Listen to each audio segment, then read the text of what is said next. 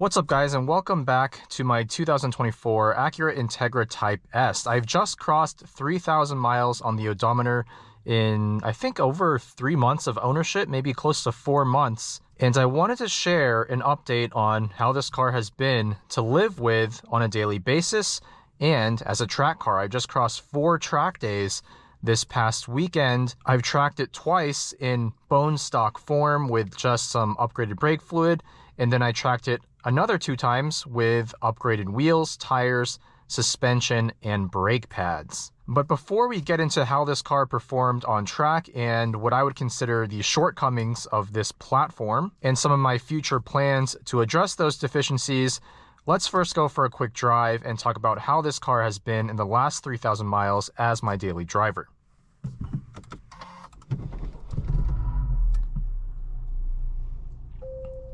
My TPMS light is on because these Apex wheels, I did not install TPMS sensors, so this is what I have to deal with every time I turn the car on now. All right, we're gonna just put it into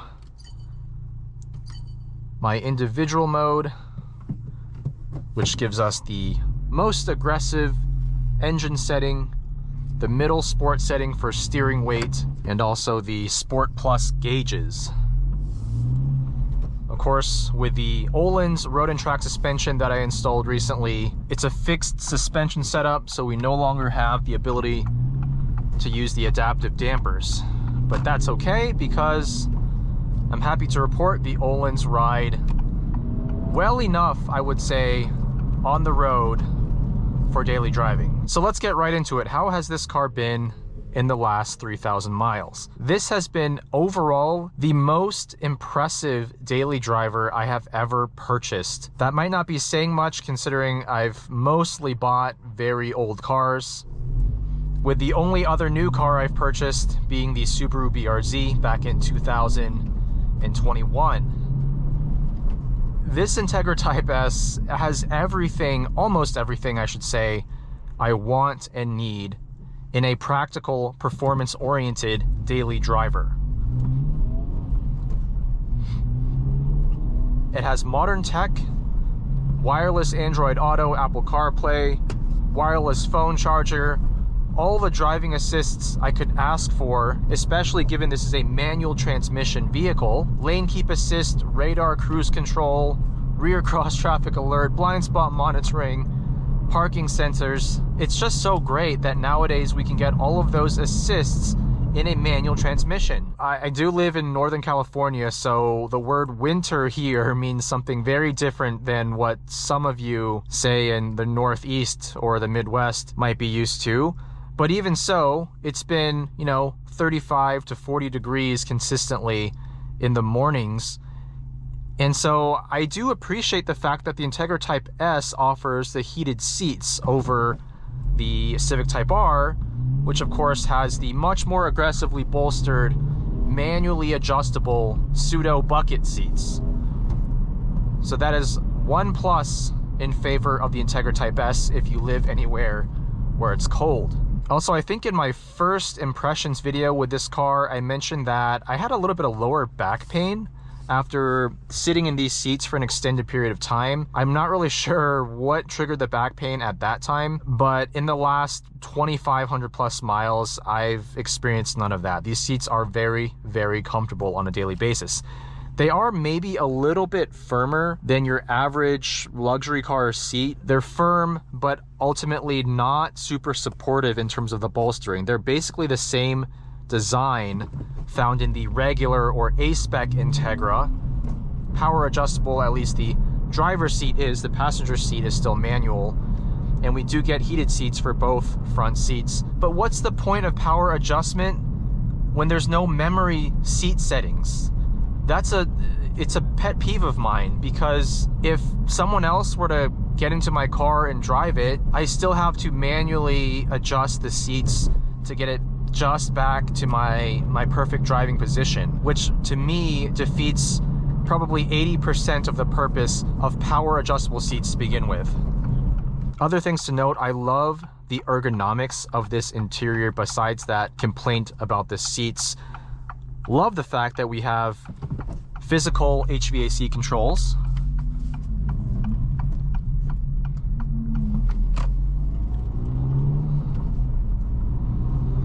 They're just fantastic. The knobs feel really nice and high quality. Physical buttons, none of that haptic, touch sensitive crap that you see in a lot of vehicles nowadays. And it's paired very well with this infotainment display, because this obviously is touchscreen. It doesn't have built-in navigation, but who uses built-in navigation nowadays? Android Auto, Apple CarPlay, they work flawlessly on this system. And unlike some reports that I've seen of the Civic Type R having some issues with the at least the Apple CarPlay integration, I haven't seen that issue with Android Auto in the Integra Type S. My phone is able to wirelessly connect flawlessly every single time I turn the car on, so very, very thankful for that. The ELS Studio 3D sound system is still a highlight of the car as well.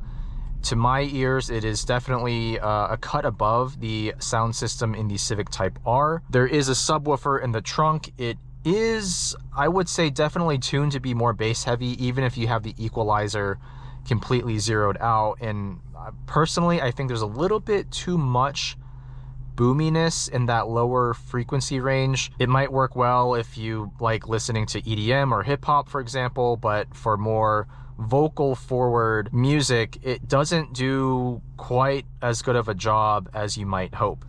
That said, it is still by far the best sound system I've had in any of my cars, and for me, it's a highlight of the Integra Type S, and one of the reasons why you might choose one over the Civic Type R. The touch points, the driver controls are all excellent. I love the perforated leather on the steering wheel. You can pay extra to upgrade this to an Alcantara wheel. I've tried that one. It feels really, really nice, but probably not for me because I do tend to have very sweaty hands, and that would just ruin and degrade the look and feel of that Alcantara very quickly. So the perforated leather actually is the perfect compromise for me.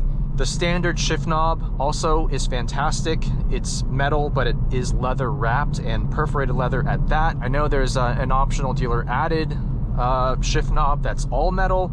I'd much rather prefer this design because it doesn't get too cold in the winter and too hot in the summer, while still giving you that nice solid mechanical feel. Reminds me a lot of the S2000 shift knob, or at least the leather wrapped version. Talking about mods for a moment, obviously I have the Öhlins Road and Track coilovers with the DFV or dual flow valve technology. These are the exact same setup, same kit that is used for the FL5 Civic Type R. So same spring rates, 6 kilogram up front, 10 kilogram in the rear. Stock for these cars, as well as the FL5 Type R, is 4.5 kilograms front and rear. So if you do the math, that's like a 33% increase in front spring rate and more than double the spring rate at the rear end. And so what does that do to the way the car rides? Well, first of all, you lose the adaptive dampers, like I mentioned, so you only have one setting once you're driving. That said, you can play with the damping knobs, which are on the shock body. Currently, I have it set to 10 clicks out of 20 from full stiff at the front, 12 clicks from full stiff out of 20 at the back. This is the same setup I use on the track, and I want to get very comfortable driving it this way before I start making adjustments. So how does it feel on the street? Well, I will say that the actual damping quality of these shocks is fantastic. It is an upgrade over the stock shocks, which are already class leading. I remember with the stock suspension set to comfort mode, this thing really does ride beautifully well over broken pavement, even on the highway over expansion joints. It's really, really well composed and doesn't transmit too much harshness into the cabin. In the Sport Plus setting with stock adaptive dampers, it did get really much firmer, very noticeable. The difference from Comfort to Sport and then Sport to Sport Plus was significant.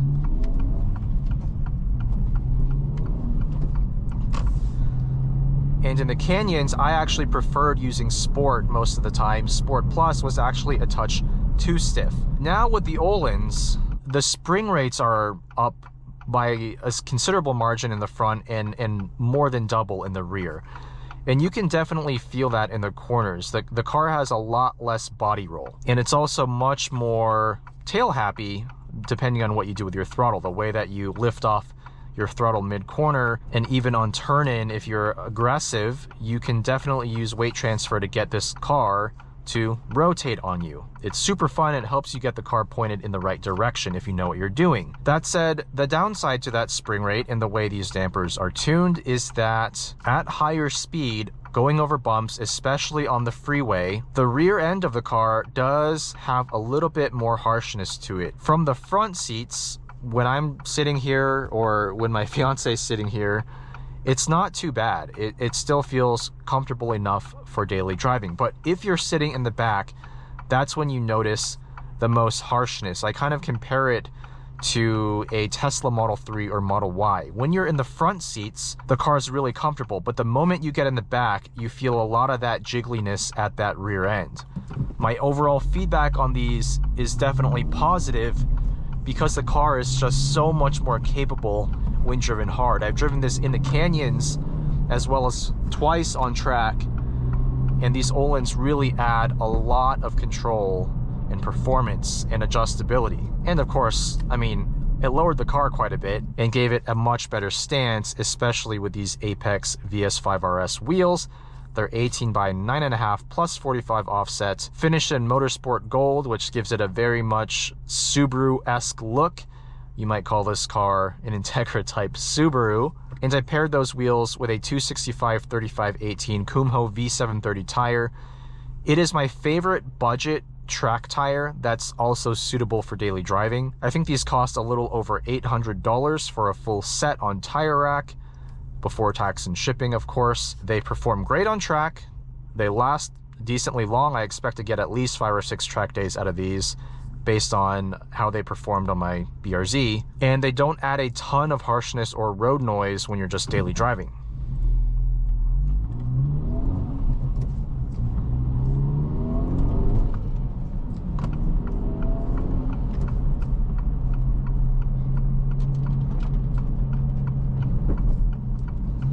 Also, auto rev match. I used to hate on it, but I am fully enjoying it now. When I'm just putting around town or driving in traffic, it's so nice to just not have to rev match my own downshifts. Call me an old man, maybe I am one, but I'm really appreciative of this technology because I can just turn it off. Although it's not the easiest thing to turn off, you do have to be stopped and parking brake on in order for you to access the setting in the menu on the infotainment screen, but it's not that big of a deal. I've turned it off for track days before, although leaving it on for track days is not a bad idea either because it will nail the rev match in a way that, frankly, I'm not able to as consistently doing my own heel toes. Does that make it easier to drive? Yes. Does that somehow take away from the fact that this is a manual transmission? I'll let you be the judge. Also, for daily driving, the way this K20C1 engine is tuned is different than the FL5 Civic Type R. This one's tuned to have more mid-range torque. If you look on paper, it's only actually the same amount of torque, 310 pound-feet, with a 5 horsepower increase. But in reality, some of the dyno tests that have been done on both cars show that this has a lot more mid-range torque, something like 20 to 25 pound-feet, I want to say. And that gives this car the edge in daily driving for sure, because you don't have to wring the engine all the way out to pass someone. Not that you do in the Civic Type R either, but in this car, passing is just so effortless.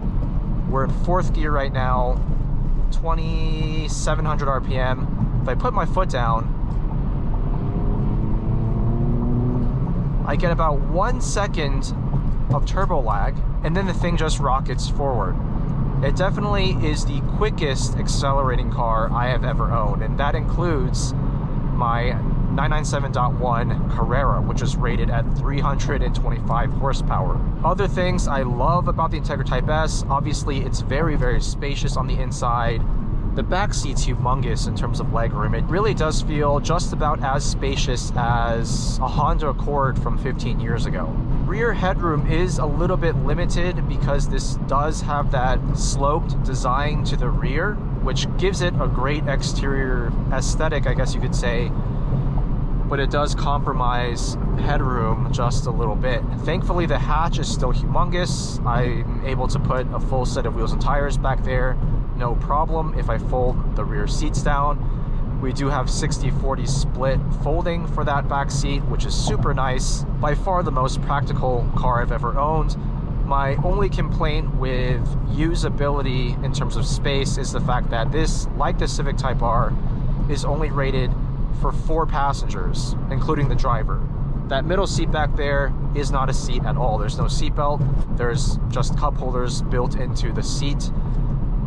And that's because this car is rated to only be able to carry up to 680 pounds of people, which, if you do the math, 680 divided by 4, if you have 4 people over 170 pounds average weight, technically you're over the limit of what this car can support.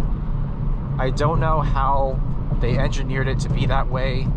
I'm surprised that it doesn't support more than 680 pounds of passengers, but for me that hasn't been an issue, at least not yet.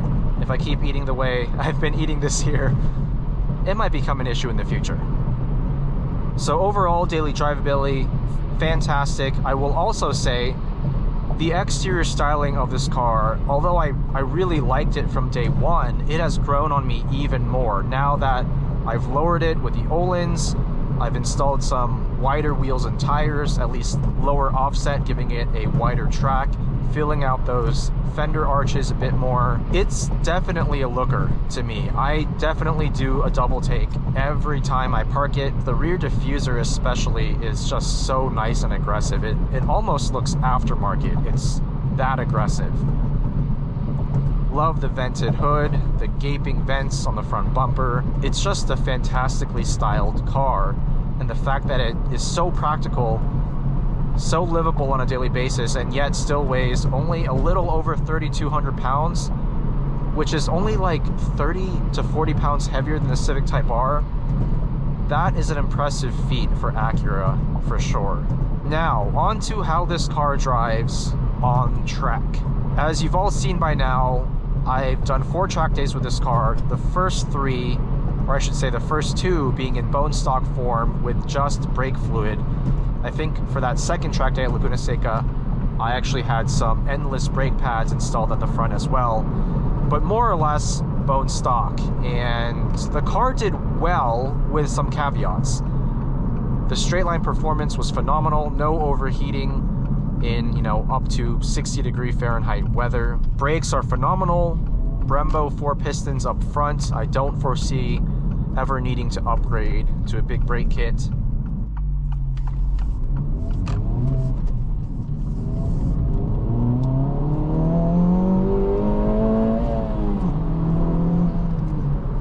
Such good acceleration. Doesn't sound half bad in Sport Plus engine setting either. There is definitely some fake noise being piped in through the speakers, but it doesn't bother me. And I think it complements this valved exhaust pretty well, so that you can actually hear the engine when you're inside. Another pro for the Integra Type S over the Civic Type R, which has a much quieter stock exhaust. Anyways, back to how this car performed on track. The stock tires, the PS4S in 265/30/19, that was the issue for me. First of all, just not that grippy. They got greasy after basically 2 laps each session and needed time to cool down before they were ready for the next heat cycle. And because they have such a soft sidewall, they're very prone to rolling over and causing massive understeer on corner entry. And that's something that bit me in the ass at Laguna Seca. I was aiming for 34-ish PSI hot with these tires. That's what I aim for with all of my track tires, which I admit that was my fault for going for the same relatively low PSI for a tire that's not really meant for the track. But I debeated my front right tire at Laguna Seca. It came completely off the wheel on turn-in at turn 6 at Laguna. I noticed actually this happened to 2 other people ever since the Laguna repave, so not sure if that has something to do with it. Seems like it might, because there definitely is more grip at Laguna now compared to a couple years back.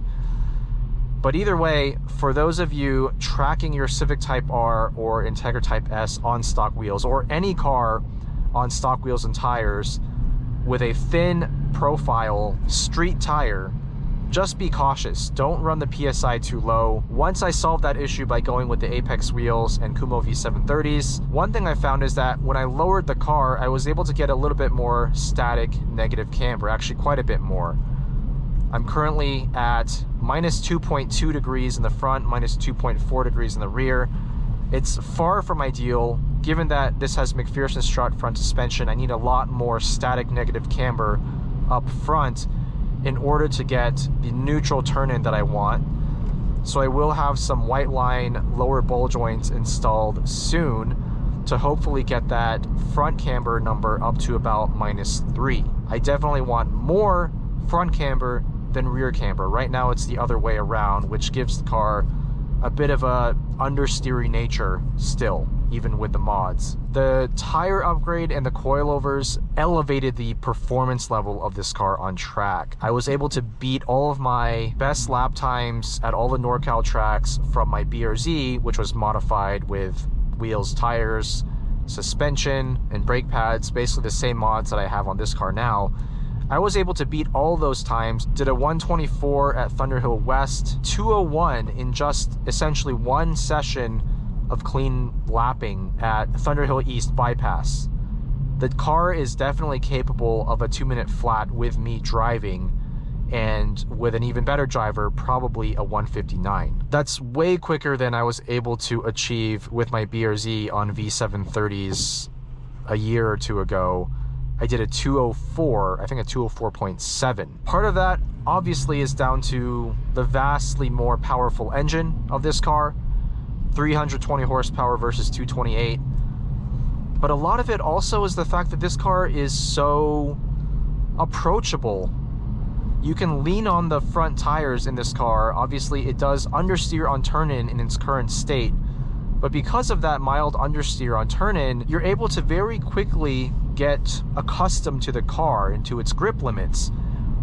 And so within just a couple of laps, I'm able to push this car about as hard as I can throughout an entire track day. Whereas with the BRZ, there's definitely a little bit more of a warm-up period. Even though it's a very forgiving rear-wheel drive platform compared to other rear-wheel drive platforms, it's still a trickier car to drive at the limit. Now, that is a good or bad thing depending on what you want out of a driving experience. But what I found with this Integra is that it's taught me that there are other nuanced ways to drive a car hard and to adjust my driving style to extract the most performance out of a car, other than power sliding around every corner, which I loved doing in the BRZ. But with the Integra, it presents a different sort of challenge, and one that I'm finding to be very, very enjoyable and fun to learn. And I'm also appreciating the fact that I can keep up with more cars in the advanced groups of a lot of the track days I go to now,